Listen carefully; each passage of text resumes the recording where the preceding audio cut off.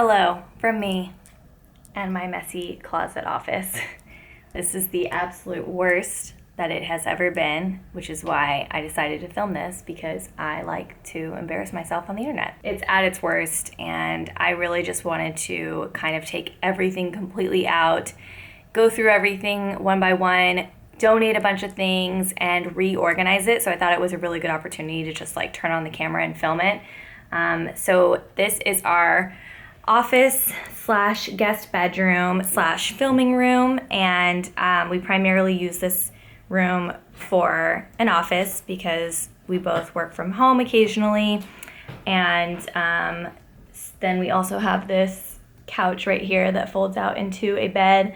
I love that couch, but that's a nice option for when we have guests, which I think it's only been slept in twice. I think we need to have more friends over. But it's nice to have, and also like if we need a break from editing, either Jesse or I will go and like lay on that couch with the dogs and stuff, so it's good. But anyways, that is the situation behind me that needs to be taken care of, so I'm gonna walk you through. So it's literally overflowing right now because this is what happens in my house. The house will be clean, but don't you dare open a closet because this is what it's gonna look like. Yep. So I'm trying to change that in 2020. I want to get rid of things and just have a fresh start, you know? I feel like I've been hanging on to things. I think it's been like a psychological thing of me holding on to stuff, and I don't need it. I don't need the material things, and I'm gonna get rid of it. So this closet originally was like my seasonal clothes. Like I would take the clothes from my other closet, put them in here.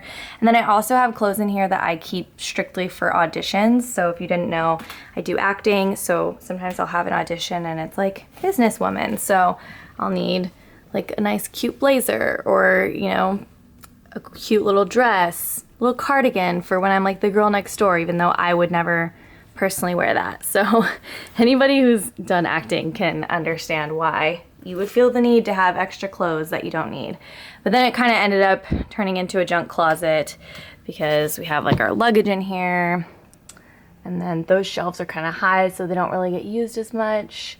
So yeah, I figured I would just take everything out, sort it all out, get rid of a bunch of stuff, because if it's in here and we can't see it and we don't use it, we probably don't need it. So let's do it.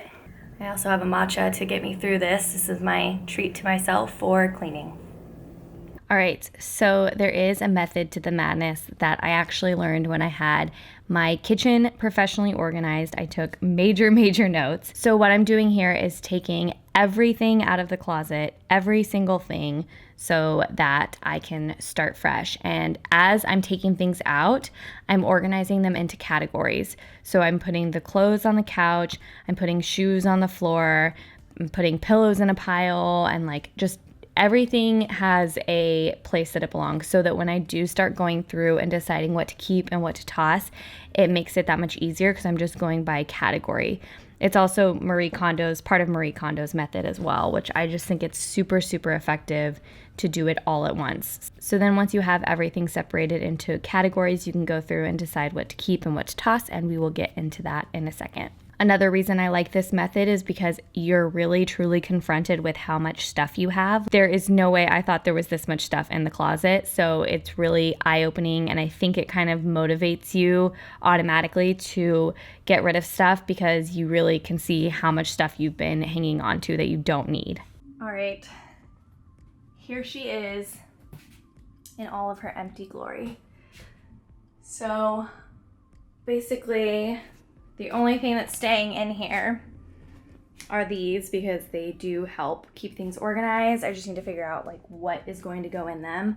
And then my lights, which are gonna stay in here. I need to get them fixed actually, but I primarily use this room for work and filming, so they're gonna stay in here. And also my backdrop, which I use mostly for like acting stuff, but I have one that I might use for YouTube stuff too.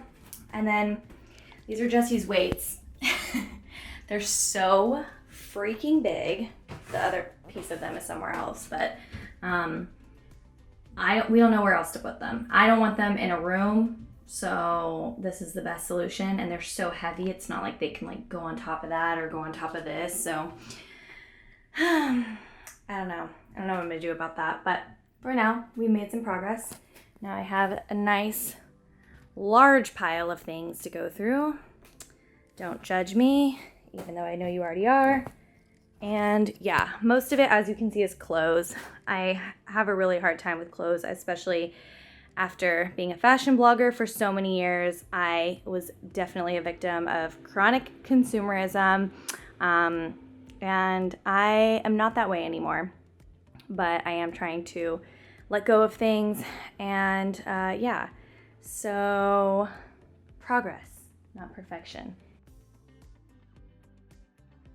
And so then what I'm going to do is I'm going to go through each category and decide what to keep and what to give away. And my main goal here is just to make decisions super, super quickly. And they don't have to be permanent decisions, so I find comfort in knowing that. But I just try to get through the category as quickly as I can and just go with my initial instinct of keep or give away. And if there's something that I'm really lingering on and I'm not sure if I want to keep or toss, it's going to take up time, it's going to take time to decide, then I put that in a third pile, and that's my pile that I'm going to come back to. So basically here, I'm just going through each piece of clothing, I'm picking it up, I'm touching it with my hands, I'm looking at it, I'm asking myself, when's the last time I wore this? When will I wear this again? Have I worn it in the last 6 months? Will I wear it in the next 6 months? And I try to focus on not asking myself what if questions, because that is how I get into trouble and end up holding on to things. So I don't say, well, what if I have this, and this, which is so hard to do. But I try not to do that because you just can't hang on to something because of a what if. And also with the stuff I'm getting rid of, I'm dividing it into giveaway piles and also into sell piles. So I do try to be very careful with giveaway clothes, because a lot of times if you are giving clothes to Goodwill, they can only sell so many clothes. So a lot of clothes end up in the landfill. And I wasn't aware of that for the longest time. I would just take everything to Goodwill.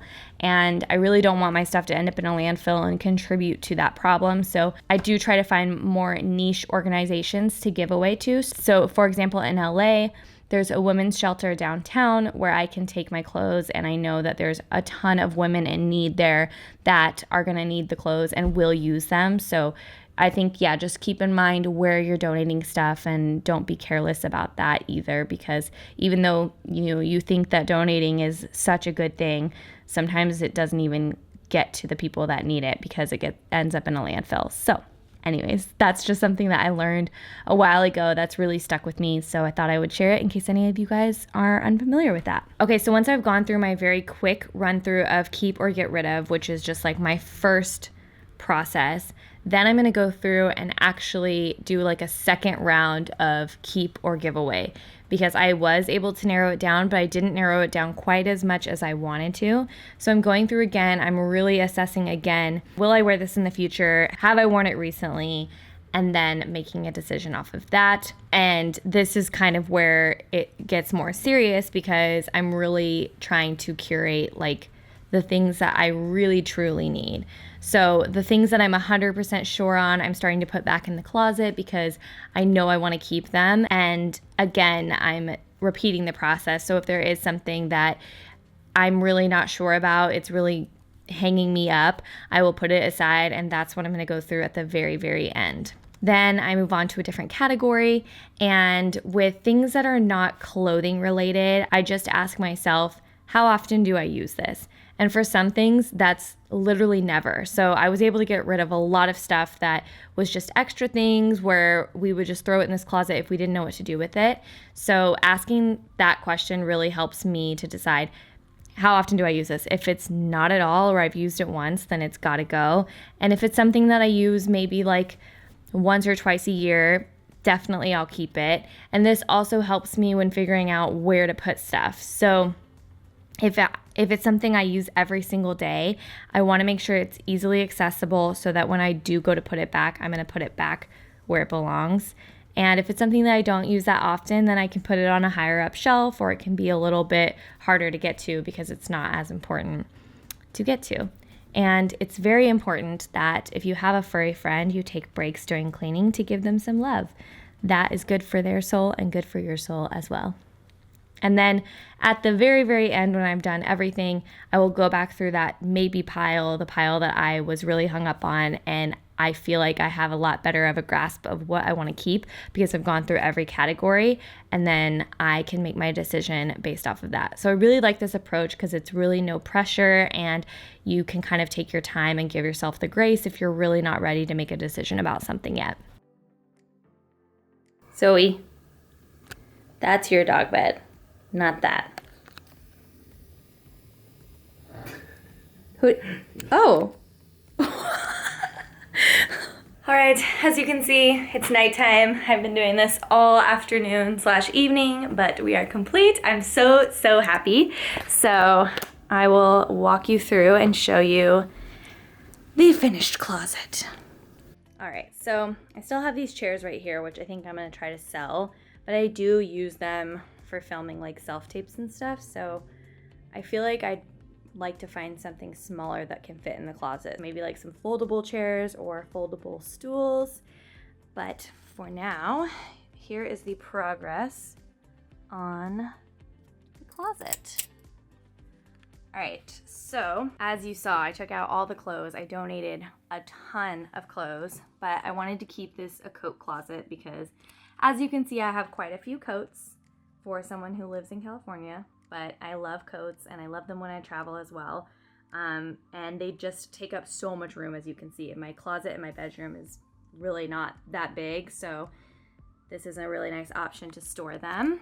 And then I don't really wear a ton of hats. I'm not really a hat person, but I have these four, and they actually like kind of hung on the window really nicely there. So that's where they're gonna live for now.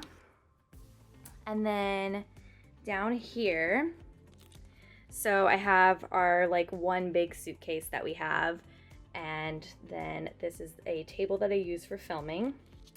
These are the two backdrops that I use. And then over here, so I labeled everything. That is one thing that I learned from working with Hoarderly, is labels are everything, because then you like know where everything goes. You don't forget why you put something somewhere, and you're less likely to put something there that doesn't belong there. So right here, I have big tripods. So this is for like the backdrop, and then my camera tripod will go here. And then I have all of these little cubbies labeled. So I just used organizing things that I already have, so they don't match and they're not super pretty, but they hold the things and it works for now. So I have my hard drives right here, Jesse's hard drives right here, and then I have this t-shirt blanket that I like to use for cuddling on the couch. Right here I have my small tripods for like my vlogging camera, and extra cords will go in here as well. And then in here I keep my microphone equipment. And then I have caboodles. Yes, I love caboodles. And then down here I have some books that they're not like cute, so I don't want to display them out anywhere, but I want to keep them because they're all like informational books. And then I have my thank you cards right here and office supplies. So this is like kind of the one random thing. It just has envelopes and staples and hot glue gun, ruler, that kind of stuff.